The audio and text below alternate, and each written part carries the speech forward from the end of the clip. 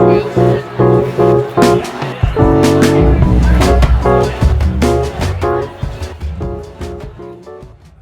everyone, welcome to season 3 of A Conversation Piece. I am Sharonda Webb and I am so excited about this episode. If you've watched before, you're noticing that we're doing things a little different. We are not on a Zoom call. We are filming in my hometown of Memphis, Tennessee. I love Memphis. There is no place like it. I have been all over the world. You are not going to find a more perfect music city and one that has the cultural and historical importance for things that happen right here in Memphis. You're not going to find it anywhere else. We are at a lovely gallery on Main in downtown Memphis, and it happens to be a couple of blocks away from my first apartment and 2 historic radio stations that I worked for prior to leaving Memphis, WDIA and K97. My childhood home is a few miles away. We have been bumping Kirk Whalum and Donald Hayes on the playlist as we were getting ready this morning. My aesthetics and face was done by Ngazi and Northbound Express. Did all my travel, transportation. We also have some lovely art here featured by Grant Parham Murals and Art. And so it is an everything Memphis affair, and it had to be for this very special episode. We're gonna do 3 things today. Number 1, we are going to honor Black men. I want this episode to interrupt the negativity and really the assault on Black men. And I really wanna celebrate them, especially the ones who have poured so positively into my life. I'm so glad to have a small audience of my brothers, my surrogate brothers and family members, and thank you fellas for coming. Number 2, I want to pay homage to this city that raised me. I also wanted to support Black business and entrepreneurs, and I'm so glad this project gave me the opportunity to do that. Finally, I want to profile an amazing story of healing from someone that I know personally. And this person is reachable and approachable, and I wanted to talk to him personally because sometimes when celebrities and other people are sharing their healing journeys, it can still seem a little bit farther away. So I wanted to talk to someone who has a powerful story, and I know this person personally, and hopefully that makes it more real to someone who may be looking for a blueprint. I want to welcome my guest, my very special guest, Mr. Jerald Trotter. Someday we'll make it all Someday we'll make it. We only can try. Either way, no matter what people say. Either way, we're gonna get better. In your heart there lives. So, Jerald, thank you for joining me today. For the benefit of people watching, I want them to know that I asked you if anything was off limits today, and you said absolutely not. I could ask you everything. Anything and everything. So thank you. I appreciate that. And so my production team and I, as we were prepping, they were like, well, who was Jerald to you? Jerald and I went to the high school, Memphis Central High School. And I closed my eyes for a minute when they asked me that. And immediately what came to mind is I could see you in a suit and you had a briefcase. Oh, Lord. And I remember that because I was like, I had this old grungy backpack. And in my mind, like, you were part of an elite group. And you were an incredible leader. You were the kind of leader that people enjoyed following, or like they wanted you to represent them. And it seemed like leadership came really naturally to you. I knew you were super smart, but most importantly, you were incredibly kind. You were always nice to me. And with the myriad of personalities that we had at our school, I always remembered that. So I wanted to kick our conversation off today by asking you, like, when you think back to high school, who was that person walking down the halls to your, when you think about yourself, like, what was on your mind? What were your goals and aspirations? At that time, 11th grade, Yeah. with the little coat and tie and the briefcase, I think at that time I wanted to be a bond broker, stockbroker. Okay. That was my goal at the time. Okay. That was what I planned on doing. All right. And that stayed a goal up until, actually, I was one briefly. Mm-hmm. So I actually accomplished that goal, yeah. But at the time, that's what I wanted to do. I wanted to go to Morehouse or Howard. Okay. I wound up at Memphis State. Okay. Because, I applied there, got in. I didn't hear about my financial aid until like the end of freshman year. Mm-hmm. And by then, I'd already completed a year, so I stayed at Memphis State. Oh, okay. Yeah. Got you. But those were the plans. So after high school, you went to pursuing your dreams by Going to college, did you get married? Did you? I did get married. I married my college sweetheart. Okay. Her name was Charlotte Eddings. She went to Central. I didn't go to Central with her. She's 3 years younger than I am. Okay, got you. Both of us are. I met her when I was 20 and she was 17. So, you know, we dated up until the time I was 30. We dated like 10 years. Okay. And we got married in 1999. Oh, wow. Okay. On November 6th. Okay. We did. We bought a house. Bought a house, nice big house. Bought her car. I had a business. It was going very well. It was called Complete Home Health. I supplied medical equipment like wheelchairs and walkers and scooters to elderly patients and charged Medicare. It was pretty lucrative back in the 90s. Okay. Yeah. Got you. So I want to talk about what happened at the sports bar. Okay. So in your own words, can you tell us what happened that night? Sure. I go to the sports bar. Like I said, we just bought the house, but the satellite wasn't put in yet, so we didn't have cable. So there was a sports bar not too far from where I lived called Clicks. And I go there, the Cowboys are playing the Steelers. And, you know, I'm the only Cowboy fan in there. At the time, I'm a rabid Cowboy fan. Love the Cowboys. Had a Deion Sanders jersey on, number 21. I remember wearing it. And watching the game, I'm sitting at a table full of Steeler fans. Everybody in the place was Pittsburgh Steeler fans.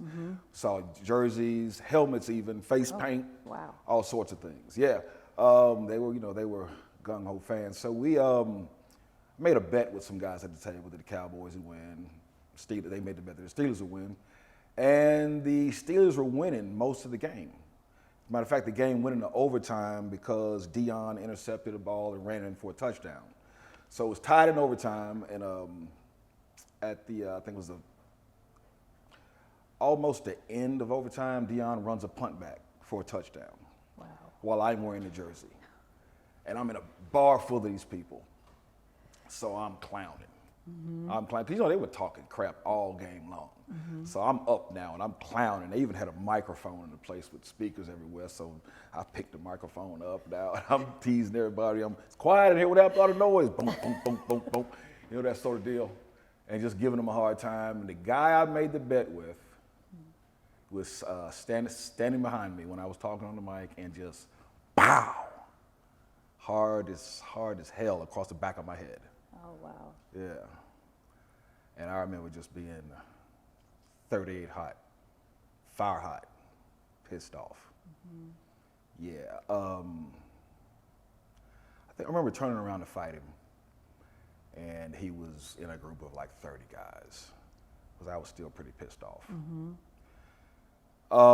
I use that moment when I talk to the kids, when I do what I do, because it was that moment and the things I did and the way I was thinking about that moment is where the mistake came in. I felt he had assaulted my manhood. I even felt that he had taken my manhood.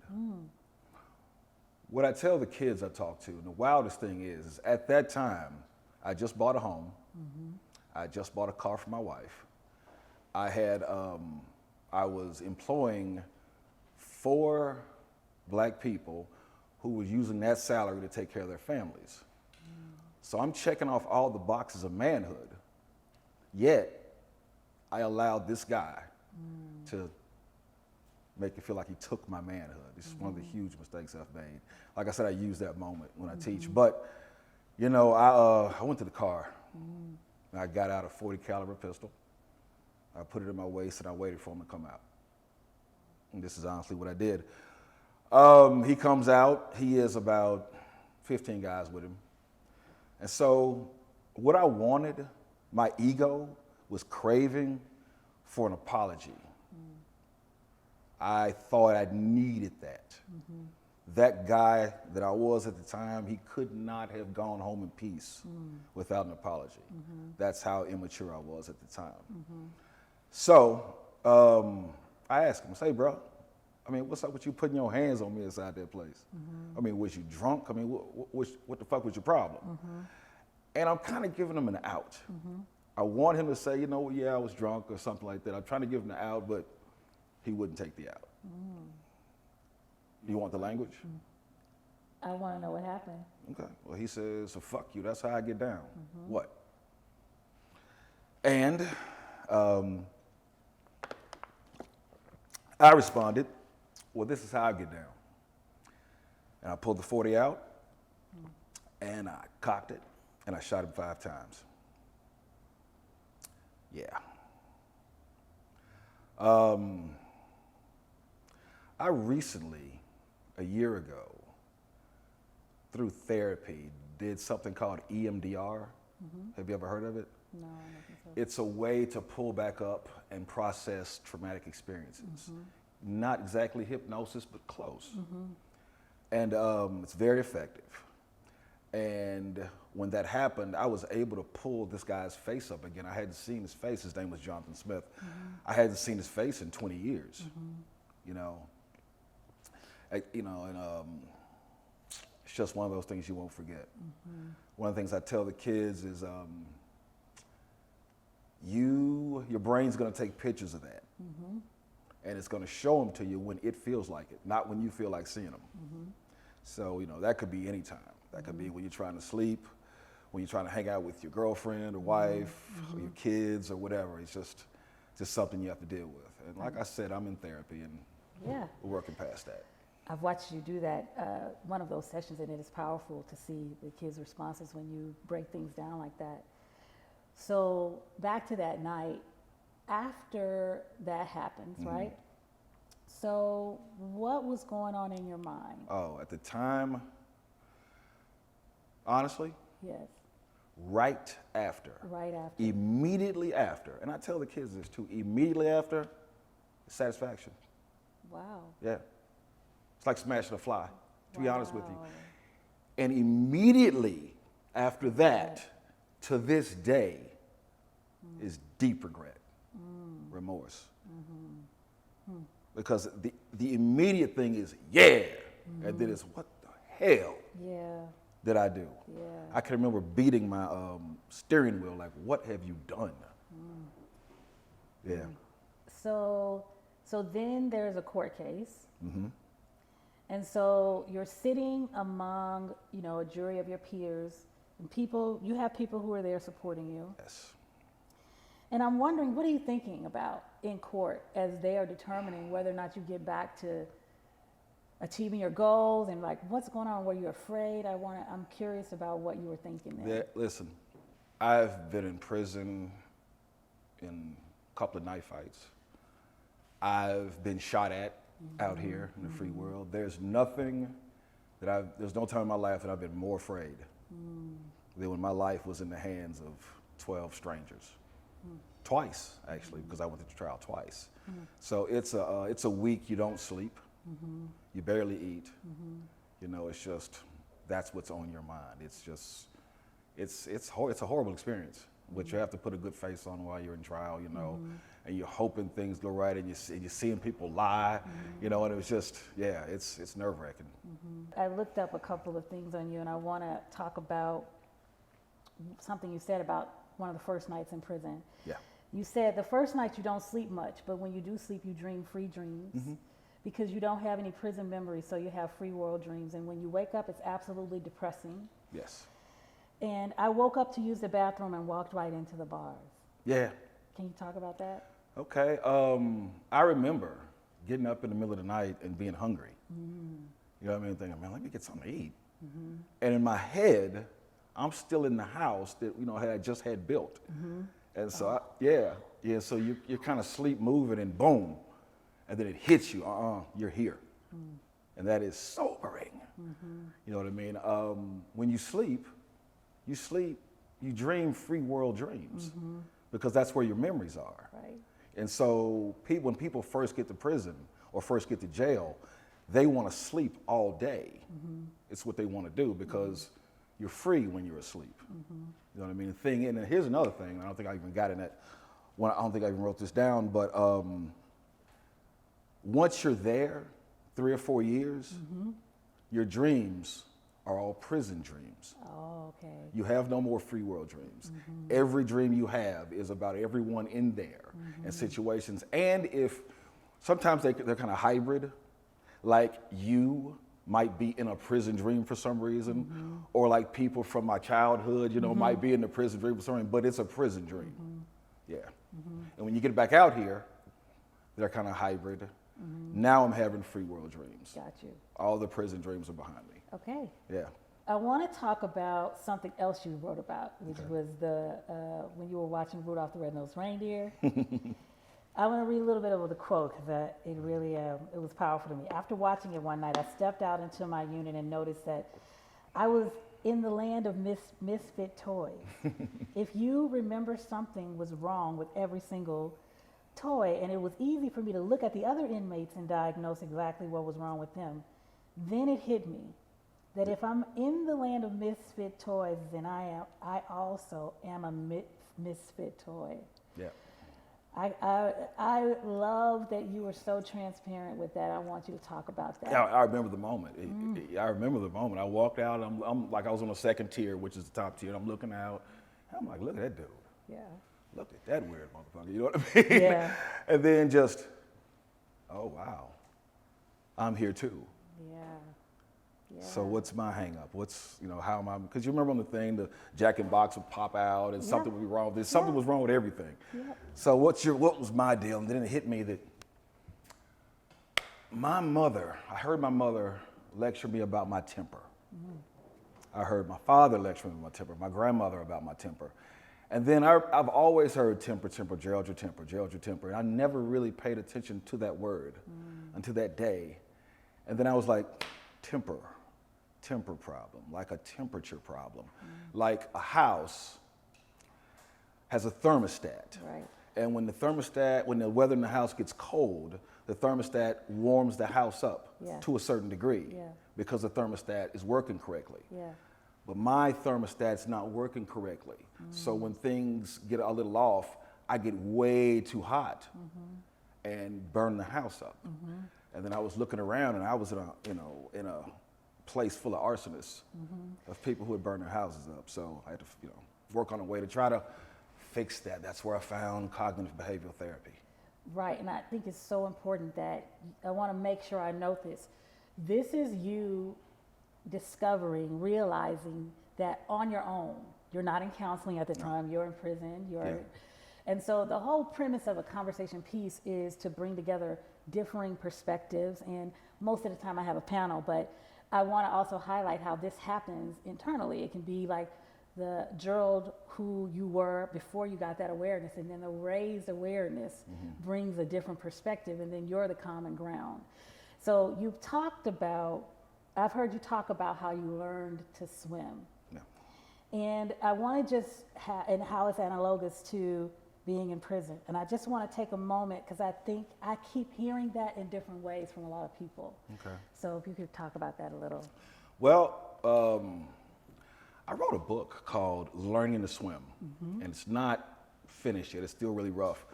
But it starts out on the July 4th, 1973. It's 4 years old. My father was friends with Pat Carter Pontiac, and they had a house with a swimming pool, and we went over there on the 4th of July to fireworks, barbecue, and swim. And so, but I didn't know how to swim. And so I was standing on the banks with my dad, and he was sitting on the bank, and he was talking about me swimming with the other kids, and I'm thinking to myself, I guess Mom hadn't told him that I can't swim, but he's still talking about me swimming. And I'm thinking to myself, I don't know how to swim, and I'm afraid to tell him. I don't want him to be, disappointed with me. So he just pushes my back and just pushes me out into the water. And I can remember splashing and splashing and splashing, trying to get back over to the bank. And when I got back over to the bank, I remember him picking me up, going, I told you could swim. And I remember thinking, that wasn't swimming. I was just not drowning. I learned how to swim later on, but every move you do when you swim is to keep you from not drowning. That's all swimming is not drowning all the way across the pool. You know what I mean? So I kind of equate that in the book to being thrown into prison, trying to stay alive, trying to keep from drowning. Back out here in the free world, just trying to stay afoot, trying to keep up. Because I'm going to tell you, man, when you missed 13 years. I mean, it's insane. I mean, you're in prison, you're living like the Flintstones, and everybody out here is living like the Jetsons. And when you come back out here, it's wild. I remember walking in a bathroom, in a public bathroom, and the toilets flushed on their own. Freaked me out, you know, because they're touchless now, you know what I mean? So just everything was new. And my brother bought me a phone. It might as well have been a paperweight, because I didn't know what to do with the thing, you know what I mean? It starts ringing, it confused me, you know what I mean? So just wild. It's a hell of an adjustment. I read 1 million books in there. I mean, really, probably 1 million books in there. Read a lot of psychology books and books on human nature. It's always fascinating me, and I figured I had the time. And so I found cognitive behavioral therapy, and it really, you know, really resonated with me. So I started kind of working on myself. Really? Yeah. Everything you do from a belief, or you do from a thought, and that thought comes from a belief. So you just have to examine all of you. So you start watching what you do every day. You know, then like first thing in the morning, you put your shoes on, you reach the time, you go, why am I tying them? So I won't fall. You know, everything you do for, you know, coming from belief. So I started noticing that in myself, started trying to change my beliefs so I would change my actions and change how I viewed situations. I remember that day, November 12th, November 11th, I had been out playing flag football with a friend of mine named Steve in Uzel. And we almost got to fighting with some guys, and I kind of backed down from it. And that was the 11th. And I remember on the 10th, it had been a situation where I backed down from another fight. And I remember thinking mistakenly that I had been being punked. And so when that happened to me on the 12th, it was, okay, I'm not putting this shit anymore. Today is where it ends. When in reality, I had made the mature decision on the 10th and the 11th, but I just didn't view it that way. I didn't believe I had. So I acted out on my false beliefs in a toxic manner. Yeah. I was in Chick-fil-A one day, and it was a triggering moment. And this is part of therapy. It's like things that are traumatic to you, you know, kind of get stuck in your brain. Actually, they get stuck in the limbic system behind your right ear. So when something else happens and you haven't healed from that trauma, if it looks like, sounds like, smells like, tastes like that, you relive the trauma again. It's called a triggering thing. So I was in Chick-fil-A, you know, minding my business, looking at the prices and looking at my phone, and I'm hungry and I've waited in this long line. I'm about to step up there, and this white guy just comes in and puts his elbow there and just stops in and starts talking. Well, this goes back to prison, and I didn't even realize it had. You know, my immediate reaction was to fuck him up. I mean, just, and I had to catch myself. But I can remember my heart was beating. I mean, and I almost fainted. I was just so, just like, I really wanted to put my hands on this dude, because here's the thing about prison. That's what you got to do in there. You can't rehabilitate. You can't change who you are in there, because in there you have to survive. You have to fight if provoked. You can't take anything in there, because if you do, you're going to take everything every day. So you've got to put a line down in there. So you got to heal when you get back out here. You've got to heal to yourself in there, then you got to heal when you get back out here, because in there you actually have to protect yourself. It was weird. Like at that moment, I was like, Jerald. No, that actually the initial thing was fucking up, and it was like, Jerald, you're in Chick-fil-A. You're free. Remember what you said about walking away. I remember one of my mantras in prison was, I can't wait till I get to a situation where I can walk away from a fight, because you can't do that in prison. And so when I caught that realization, I was like, you can walk away from this. You can walk away from this. Yeah, you're not in prison. No one's judging you. Yeah, because if you do that in prison, if you let someone take advantage of you in prison, somebody's gonna walk in your cell the next day and take all your stuff. But I realized, like, I'm not there. No one here is going to take my stuff. All right, let me get my food and leave. That's powerful. That's really powerful, because the other quote I have from you is from another interview you did. And you said, it's hardly ever that someone planned to do it. I met dozens of people who killed someone, and very rarely did someone plan to do it. I know I didn't. Right. It's a spur of the moment, heat of the passion type of stupidity. It is. And that's so level setting. You know, that's so much, that everybody is one decision, possibly one decision, could be one decision away. Yeah. Could you talk a little more about that, or just?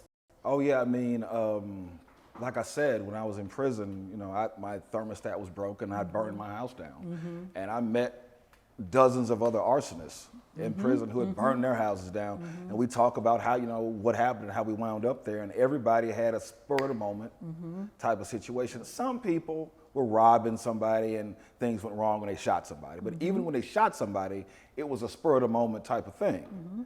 Hardly, I didn't meet anyone who set out to go kill someone. Not saying they aren't in there, but most people make just a bad decision based off of faulty thinking and toxic beliefs. You know, so yeah, you just think, here's what you have to do. What I've caught myself and I make myself do when I talk to the kids about doing, you have to watch your inner conversation. You have to pay attention to what you're thinking about and what you're saying about yourself and about the world you're living in. That's powerful. You have to always monitor that, always. Because see, 2 days before the 12th, I've been telling myself, man, you've been getting punked. You've been getting punked. You've been getting punked. Another example is Will Smith. He'd been hearing all that time, you're a weak man, you're a cuck, you're a punk, you're a sissy, blah, blah, blah, blah, blah, blah. So that night, he'd had enough. He stood up and he had his moment. This is it. Yeah, same thing I did that day, just foolish behavior off of faulty thinking. And it's always a this is it moment. Coincidentally, that kid that walked into the AutoZone the other day, Ezekiel, that was a this is it moment. If you remember correctly, he was like, I'm gonna show you what it's up with me, and I'm gonna show you that I'm real, and I'm gonna show you this, and I'm gonna show you that. It's always that doubling down on it, you know what I mean? Yeah, wow. It's a saying, a religious saying that pride goeth before the fall, and a haughty refrain. See, that haughty refrain is that doubling down. That haughty refrain is that this is it. I'm about to show you what it is. And all you're doing is doubling down on dumb shit. I'm actually in the best place now, emotionally and spiritually, I've been maybe ever. Wow. Maybe ever, yeah. This new Jerald's just a little, it's not a little more, but a lot more mature, more patient. Old Jerald was really arrogant. Old Jerald was really ego-centered. Wow. You know, I learned that your ego is just who you think you are. Actually, it's who you think you are, and it's who you think they think you are. And so it just gets really convoluted. So I'm not, you know, I was a kid when I went in, and I was a kid before I made a childish decision. I don't have the same temper as I had in my youth. I think that's the biggest change of mine. And that temper was tied into the arrogance, and it was tied into the pride. You know what I mean? That guy you knew with the suit and the tie and the briefcase, he was arrogant. And he would fight at the drop of a dime because his ego was fragile. He was a kid, you know what I mean? And so he was wearing that tie and that suit so that you would think good of him, so he could think of himself. Yeah. Absalom was one of David's sons. And David was a lot of things, but David, you know, he was a great king, wise king, brave king, but he was an absentee father. And David had a lot of kids. One of them was Absalom. Another was Amnon, and another one was Tamar. And the story goes that Amnon rapes Tamar, upset Absalom. So Absalom goes after his brother and his father and ends up being destroyed. So I use Absalom as a metaphor for the kids out there with absentee fathers who were going after their brothers and after their fathers and who were being destroyed in the process. So Saving Absalom is the name of the nonprofit where I do my work from. How can people contact you? Saving Absalom has a page on Facebook. You can go there. You can donate through Cash App, through Venmo, and through PayPal. Jerald, Thank you so much for being here. Thank you to my audience and everyone. We appreciate you today. That's it for this episode of A Conversation Piece. Thank you, everyone. Either way, we're gonna get better.